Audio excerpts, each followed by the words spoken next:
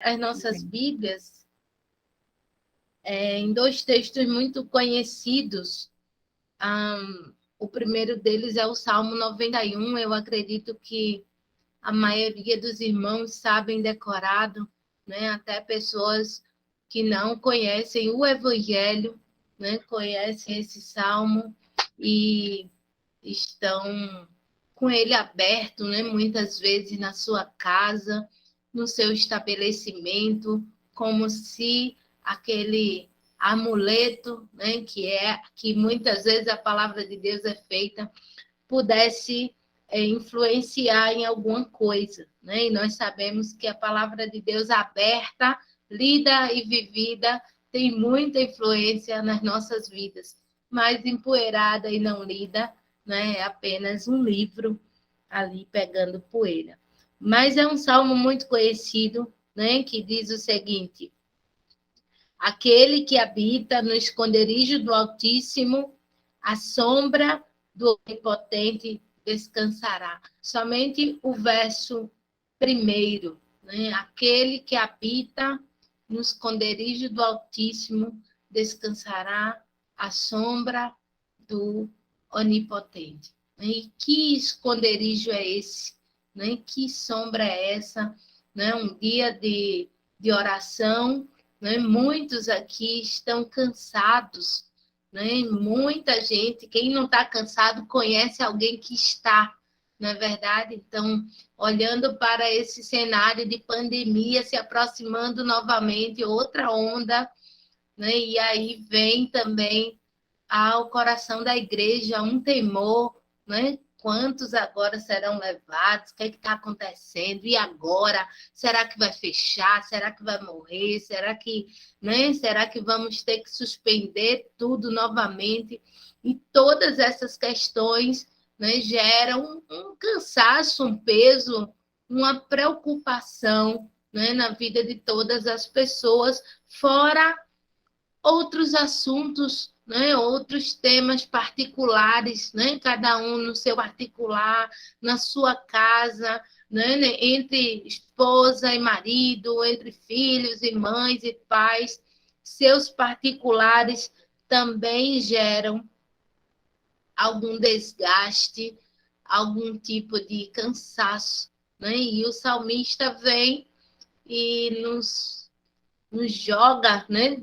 Traz diante de nós esse descanso, né? Esse lugar de descanso que é a sombra do Onipotente, né? A sombra do Todo-Poderoso. Hoje eu estava lendo uma coisinha, uma reportagem, sei lá, sobre o maior cajueiro do mundo. Eu acredito que os irmãos que gostam de passear já passaram por ele, né? Um lugar turístico lá em Natal.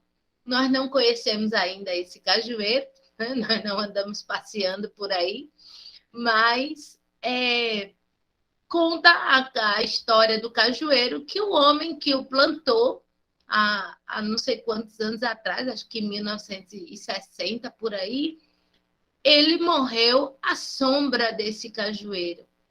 Então, ele traz essa ideia, né, de descansar numa sombra, de um descanso muito pertinente a esse texto também. Então, o segredo, né, de descansar à sombra do Todo-Poderoso, né, é tão somente habitar no esconderijo do Altíssimo. E lá no livro de Mateus, né, Mateus capítulo 6, né, Mateus 6, né, a continuação do Sermão da Montanha, nos traz uma ideia muito, muito magnífica, né, de que esconderijo seria esse? Será que nós temos acesso a ele, né, em nossas casas? Que esconderijo é esse que nós podemos habitar e descansar à sombra do Onipotente? Então, Mateus 6, verso 5, vai falar assim: e quando orares, não sejais como os hipócritas, pois se comprazem em orar em pé nas sinagogas e às esquinas das ruas, para serem vistos pelos homens. Em verdade vos digo que já receberam o seu galardão. Mas tu, quando orares, entra no teu aposento e, fechando a tua porta, ora a teu pai, que vê o que está oculto, e teu pai, que vê o que está oculto, te recompensará. E orando, não useis de vós repetições, como os gentios, que pensam que por muito falarem serão ouvidos. Não vos assemelheis a ele, pois vosso Pai sabe o que vos é necessário, antes mesmo de pedir-lhes. Portanto, orareis assim.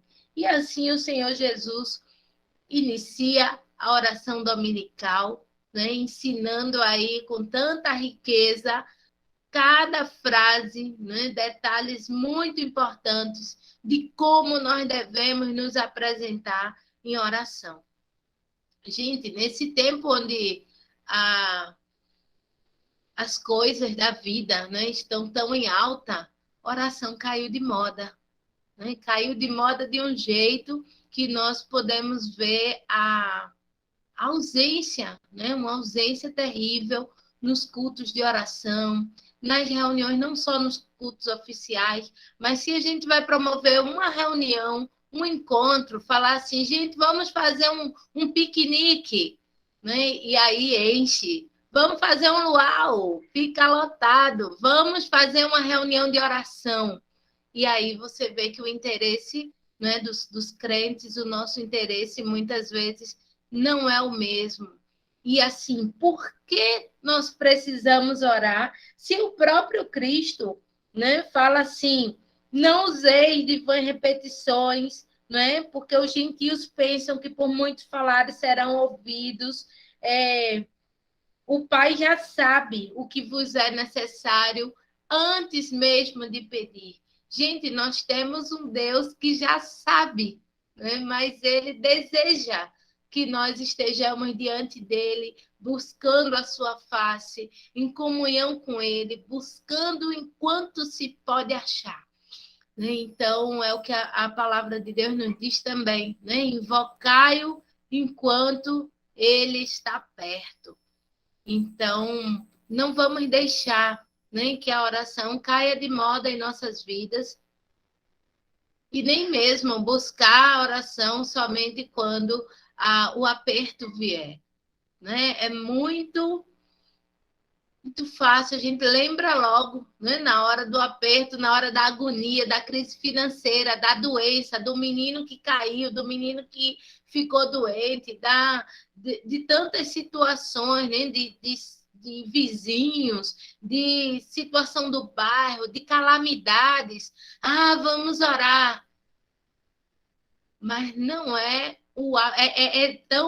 tão forte essa coisa de vamos orar no meio da calamidade, porque não é um hábito corriqueiro, né? Eu estou em oração, né? Como diz lá em Tessalonicenses, orando sem cessar, buscando a Deus em todas as ocasiões, mas nós estamos escolhendo, né, a hora do aperto, e aí o Senhor também vai nos dando muitos apertos, porque ele deseja que nós oremos.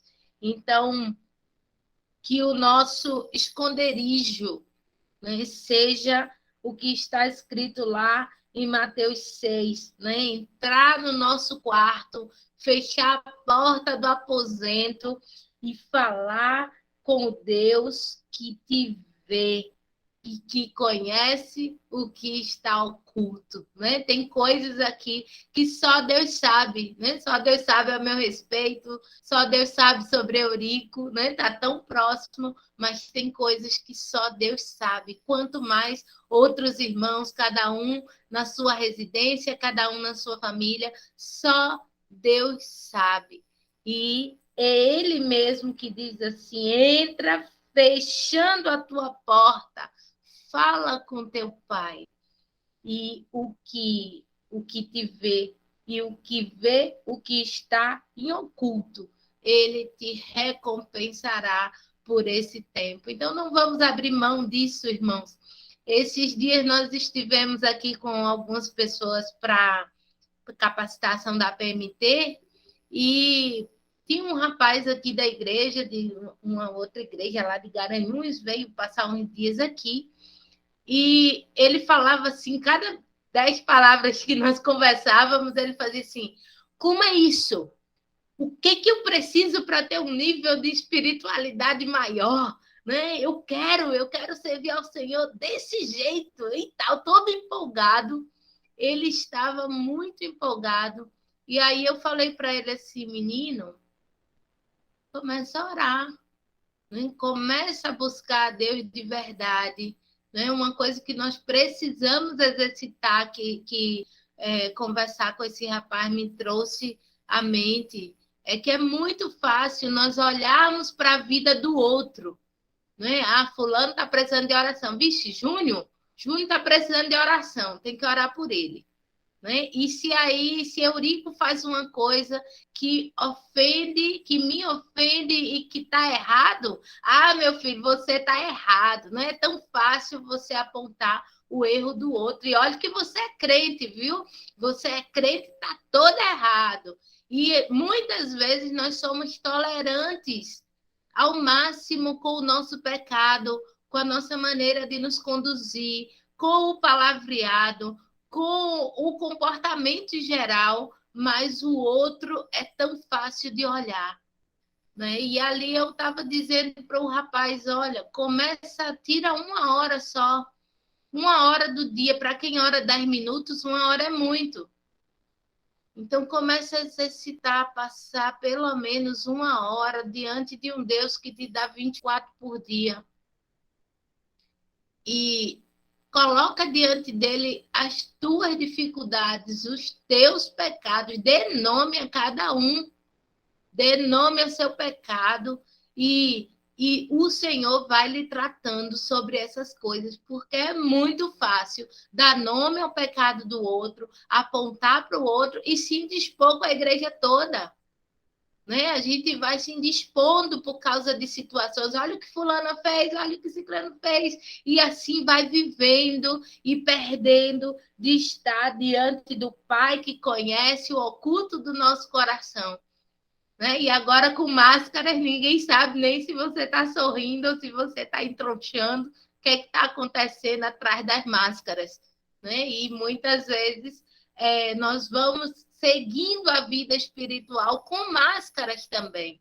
Mas a Bíblia diz que o Pai vê o que está escondido. Então, é nesse lugar que nós precisamos buscar estar constantemente. Né? Se alguém aqui ora 10 minutos, passa 1 hora com Deus. Né? Se alguém ora 1 hora, tenta passar 2. Né? Se alguém ora 3, tenta passar 4 e coloca diante de Deus a tua vida. E o Senhor que está em oculto, ele te recompensará por essa vida de busca a ele.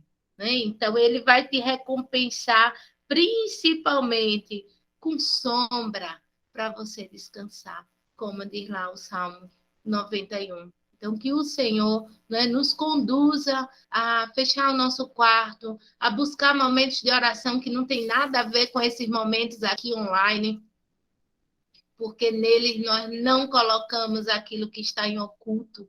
Né? Então, que nós venhamos a querer de fato Deus. Né? Foi a palavra com a SAF semana passada. Né? Nós queremos outras coisas, mas não buscamos de fato a Deus. Né? Então, que o nosso desejo, que a nossa ânsia, né, seja pelo Senhor, que a nossa ânsia pela oração, que a nossa ânsia de buscar o Senhor, de jejumar, de estar mais perto, né, venha a contagiar a igreja de tal modo que nada possa impedir o fluir do Espírito Santo em nosso meio. Que Deus abençoe, que Deus fale ao coração de cada um, siga incomodando, tirando sono, trazendo perturbações que vão nos levar a uma vida mais santa do jeito que Ele deseja. Que Deus nos abençoe.